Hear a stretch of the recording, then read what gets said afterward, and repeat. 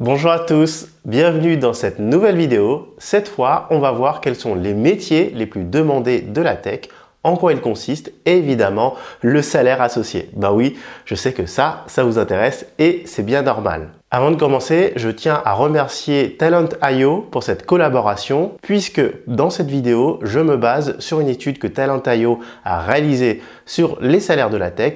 Et en quelques mots, Talent.io, c'est une plateforme spécialisée dans le recrutement tech qui rend hyper simple la recherche d'un job dans la tech. Cela vaut pour les devs, les data scientists, les product managers, le DevOps et globalement tous les métiers dont on va parler dans cette vidéo. Ce qui fait de Talent.io un partenaire idéal pour le sujet. Là, je parle de job, donc CDI, mais ça concerne aussi les missions freelance, les stages, etc. De façon générale, vous trouverez plein d'informations dans le PDF de leur étude en ligne, accessible gratuitement et je vous mets le lien dans la description.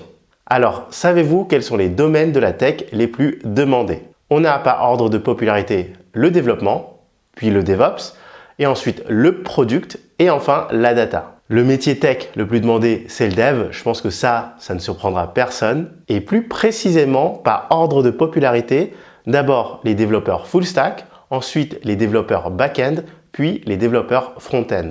Pour rappel, le développeur front-end est celui qui s'occupe de toute la partie visible par l'utilisateur de l'application ou du site web, notamment l'interface utilisateur et de façon générale, tout ce que l'utilisateur voit à l'écran et avec lesquels il va interagir. Sachez que le langage de programmation qui est le plus demandé pour un dev front-end, c'est le JavaScript et notamment les frameworks React.js, Vue.js et Angular. Le dev back-end, quant à lui, il s'occupe de toute l'arrière-boutique, pour ainsi dire, c'est-à-dire la partie invisible à l'utilisateur, mais qui permet à l'application ou site web de tourner.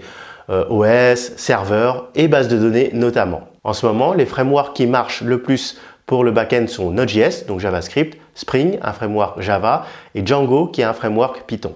Et le dev full stack, lui, il est sur les deux parties. Il peut s'occuper aussi bien du front-end que du back-end. Donc, parmi ces trois métiers, voici les salaires selon l'expérience à Paris. Globalement, le salaire médian est aux alentours de 40K pour les débutants et après 5 ans, il dépasse les 50K €.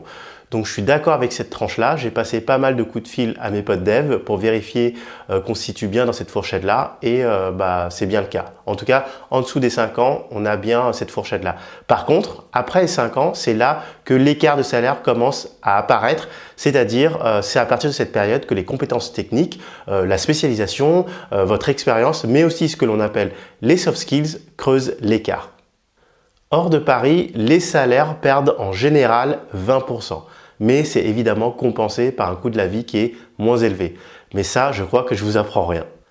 Et maintenant, avec l'avènement du travail à distance, on peut trouver de vraies opportunités pour travailler en région. Pour le reste de la vidéo, je vous parlerai que des salaires sur Paris, mais pour avoir une idée d'un équivalent hors de Paris, enlevez tout simplement 20%.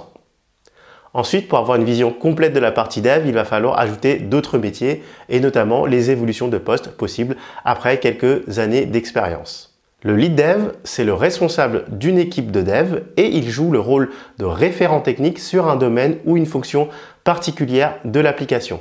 Dans l'étude, on voit que le poste demande au moins 2 à 3 ans d'expérience si l'on en croit les annonces. L'architecte logiciel, lui, va avoir une vision global du système d'information. Il va être responsable du respect de toute l'architecture des applications, que ce soit le design, la méthodologie, la planification, etc. En général, ça demande 4 à 5 ans d'expérience avant de pouvoir postuler à ce genre de poste. Et enfin, le CTO, qui est le directeur technique, c'est donc le responsable du système d'information d'une organisation. C'est le poste le plus élevé côté système d'information, côté tech. Ensuite, le deuxième métier le plus demandé côté tech, c'est l'ingénieur DevOps. Alors, pour vous expliquer, le rôle de l'ingénieur DevOps, c'est tout simplement de mettre en place un ensemble de processus et d'outils pour automatiser la mise en production d'une fonctionnalité. L'objectif, c'est d'avoir des cycles de développement de plus en plus courts grâce à l'automatisation des tâches, notamment pour pouvoir mettre en production le code plus rapidement. Et on va voir pas mal de demandes sur des technos populaires, notamment Terraform, Kubernetes, Jenkins ou Ansible. On a ici des très bons niveaux de salaire, semblables à ceux des devs, et honnêtement, ça peut grimper très vite. C'est un métier hyper dynamique avec beaucoup de nouvelles technos. De quoi bien s'éclater. Et là, même constat que pour les devs, après 5 ans, les salaires font des gros écarts en fonction de vos compétences techniques, relationnelles, etc.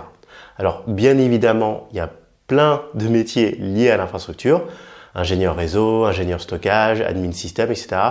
Mais le fait est que c'est bien les métiers autour du DevOps qui ont le vent en poupe. Oui, c'est hyper demandé et les salaires peuvent grimper très haut aussi. Donc, je ne suis pas surpris de voir ce poste comme étant le seul poste orienté infrastructure dans cette étude. Autre chose, avant de passer au prochain métier, on me demande souvent des conseils pour le salaire d'un premier CDI. Et mon conseil, c'est justement, pour le premier salaire, en fait, on s'en fout. Les salaires sortis d'école, vraiment, on s'en fout. Bon, j'exagère un peu, évidemment que le salaire, c'est important. Vous n'allez pas me prendre non plus 20K comme salaire, mais je veux dire que l'écart entre un 38K et un 40K, c'est rien. Surtout que là, on parle de brut. Alors en net, l'écart, il est encore moins grand. Donc, le salaire en sortie d'études, c'est pas vraiment un critère déterminant pour choisir un poste. Pour moi, le plus important, c'est le poste, donc les technos sur lesquels vous allez travailler, l'évolution possible du poste, votre manager, etc. Parce que c'est vraiment cette première expérience que vous allez valoriser quelques années après pour négocier un meilleur salaire. Donc le plus important, c'est de savoir quelles sont les compétences que vous allez développer, quelle va être votre spécialisation, les technos, etc. Et c'est ça qui va vraiment booster votre carrière et donc votre salaire par la suite. Et pour vous aider à faire ça, Talent.io a créé un Talent Club qui est une communauté destinée à aider les experts de la tech à gérer leur carrière. Par exemple, est-ce que vous savez négocier votre salaire? Ça, c'est hyper important de le savoir. Si vous ne savez pas négocier votre salaire, vous serez toujours payé en dessous de votre valeur, quelles que soient vos compétences. Et justement, négocier son salaire fait partie des sujets dont le Talent Club va vous aider à travailler. Ils vous enverront 2 articles par mois pour vous aider à gérer votre carrière dans la tech. En troisième position, ce sont les métiers liés au product ou produit en français qui sont les plus demandés, notamment Product Manager, Product Owner et UI UX Designer. Le Product Manager, on dit souvent que c'est le CEO d'un produit. Il est en charge du développement de ce produit et de son évolution, que ce soit une application, une fonctionnalité, un service ou autre.